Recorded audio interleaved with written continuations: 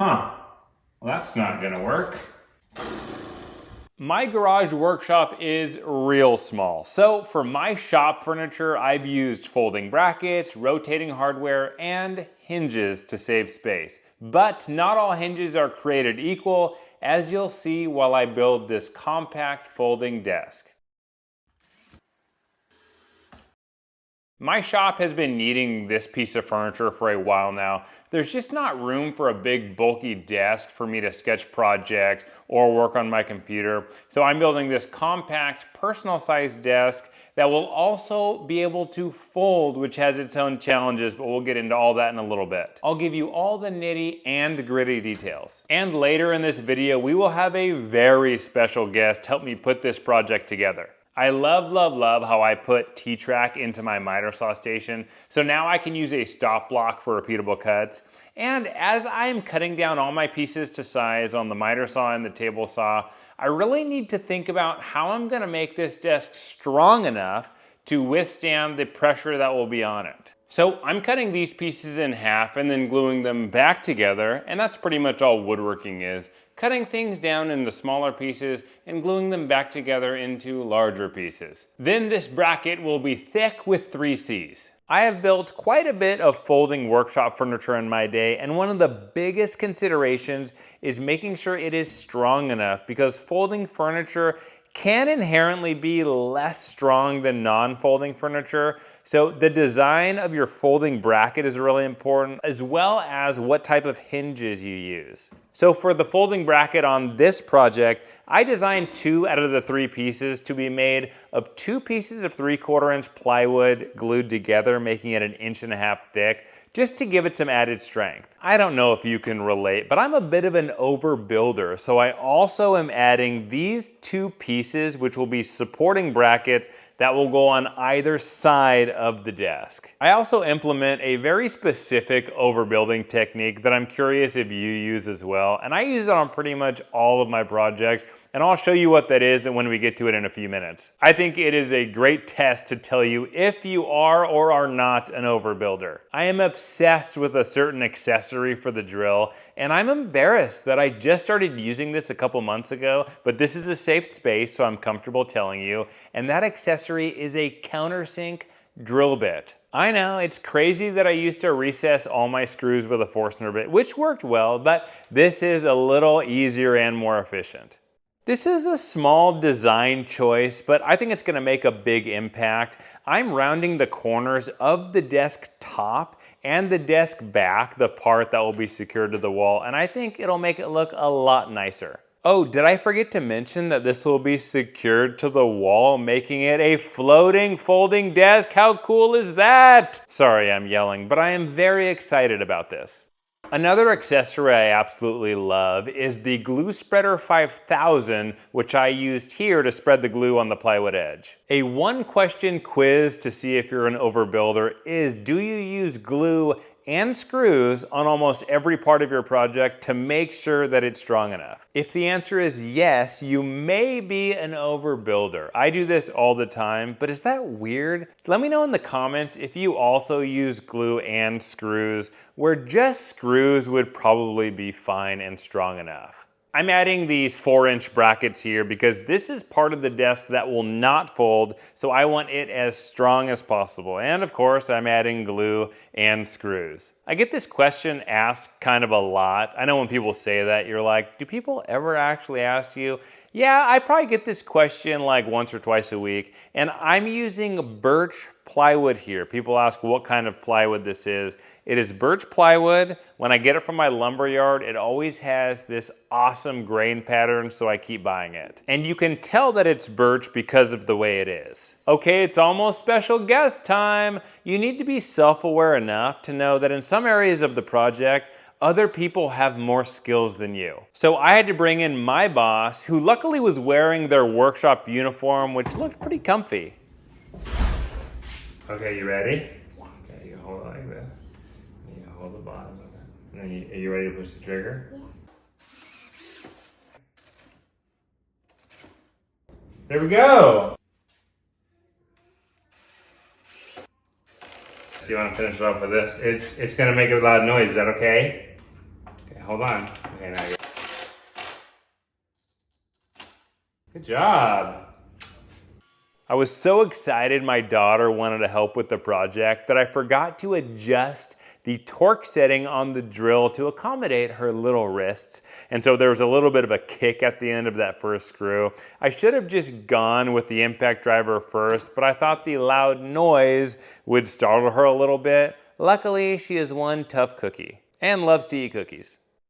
I'm cutting all the pieces for this folding bracket, and I'm excited because I've designed this to be nice and strong and it should work well. And I thought I had the perfect way to keep the bracket in place when the desk is unfolded, but we're about to run into a problem. I was watching Harry Potter the other day, as a 36-year-old guy often does, and it came to the part where they mentioned how goblins forged the sword of Gryffindor. And I was like, huh, that's cool. They're like craftspeople, they're forgers. So I went down a very weird rabbit hole to see where else are goblins making stuff, and found that in the game World of Warcraft, goblins are constantly tinkering with gadgets and in chaotic workshops. In the Labyrinth movie, they're tinkering with mechanisms and working with tools. And in the Hobbit and Lord of the Rings movies, they're forging armor, making weapons. So since they have a lot of the same characteristics as me, craftsperson, loves tinkering with things, sneaking around, odd hours, working with tools, chaotic workshops, I'm basically a shop goblin. Where are my other shop goblins at? If you also relate to this, comment shop goblin below. If you're using a stop lock on your miter saw, especially if that stop lock's on the right side of the blade, always wait till your blade comes to a full stop before you lift it up. If you don't, you're gonna be in for not a good time, but a bad time in the form of some kickback. I'm adding these two little pieces to the folding bracket, and this will give some extra space to allow room for one of the hinges. Woodworking is 90% building and the other half is fixing your mistakes. And since I have made a lot of mistakes in my day, I've gotten pretty good at fixing or hiding them. My tabletop pieces have some tear out on the edges, and since I don't want anyone to see them, I'm getting rid of them by using a 1/4 inch roundover bit on my router. And I think this will look nice too. And really, I'm the only one that's ever in my shop to see this, except for the unsuspecting people that come over to my house and I say, hey, you want to see my shop? And my wife goes, you don't have to go see a shop. And they say, no, I really want to. Now on to everyone's favorite segment, mistakes were made.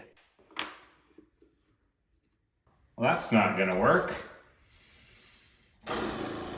I really thought we were going to get through this one without some sort of an issue or hiccup, but I've been sitting here for a little while now and I think I found a solution. Let me show you the issue we're running into. The idea with this folding desk is for this folding bracket to fold inward, and then this tabletop folds down when this is all secured to the wall. But I wanted some way for this to stay put while it's unfolded and you're using the desk. So I cut these two pieces to go on either side of the folding bracket. But I just realized there's no room for this folding bracket to get in between these two pieces because this tabletop will not be able to fold high enough to make room. So here's the solution that I came up with that I think is going to work. I have some magnets that I've had in the shop for a while because when you buy them on Amazon, you get like 100 at a time. So I have some extras. I'm gonna put a magnet here and then a magnet on this stopper, and I'll secure this stopper here to the underside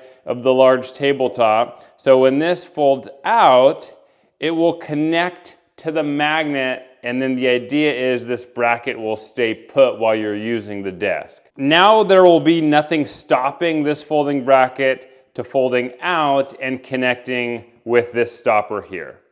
That should work. We'll eventually see if it actually does, but we still have the question of what hinges am I going to use on the folding bracket and on the folding tabletop. Luckily, I'm going to be able to use the exact same type of hinges on both.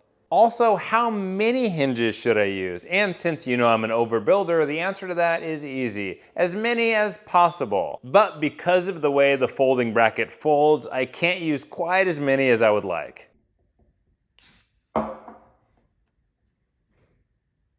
When I was deciding which hinges to use for this folding desk, there's basically 3 options. We have 3 different sizes, but there's even more differences than just the size. I really like this one because it's really heavy duty and you can put a ton of weight on it. The issue, it doesn't sit perfectly flat. The issue is it's got this bump on the back, and so it doesn't sit perfectly flat, and I need a hinge that's gonna sit perfectly flat. You can't see it as well because of the shadow, but it's not sitting nice and flat on my workbench because of that bump on the back. And in order to use this one, I'd have to cut a recess in the wood where the tabletop comes together, and I don't really wanna do that, so this is out. And this one is just so dang cute, look at it. But I don't think it's strong enough for a folding desk, so this one is also out. That leaves us with this one. It's 3 inches, so it's large enough to withstand some pressure. It's got 6 spots for screws, so it'll be secured really strongly,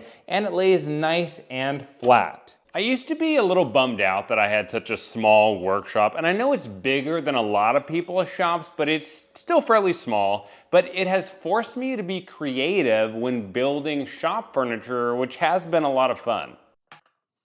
I went with 2 hinges on the folding bracket, which should be fine. And now the moment of truth. Will this fold the way I think it will in my head?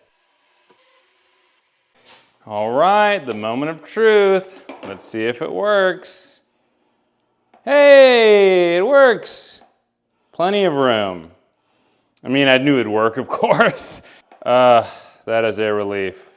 Now time for the segment I like to call Close Calls. I don't know why I do this to myself and stress myself out. I have room for 3 hinges here, but barely enough room. Look at that. Just like I planned it. Plenty of room. Oh my gosh. At this point, I'm still nervous whether the tabletop will fold correctly. All right, let's just make sure this folds. Oh, that's good.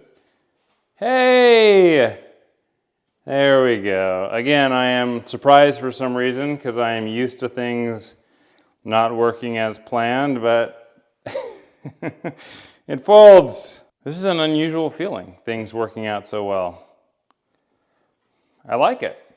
So I can only use 4 hinges, but that's 12 inches of hinges, and the desk is 22 inches wide, so that's 55% hinges. That should be fine, right? Well, we'll find out when I use it. I'm just using California glue, or CA glue for short, to attach the magnetic stopper to the underside of the tabletop.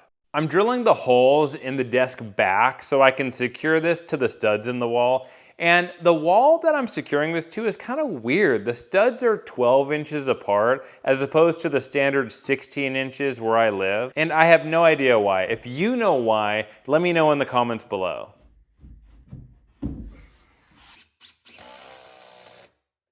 I have plans for every piece of shop furniture you've seen in this video on my website, thomascustomwoodworks.com, and I'll put a link in the description below. I really do believe that my plans are the most detailed plans on the internet. They're simple to understand, step by step, and I give you lists with links of all the hardware to buy. I even tell you where to put each screw. I'm adding some General Finishes Armor Seal just to make it look nice and add a tad bit of protection. All right, my fellow shop goblins, let's see this in action, shall we?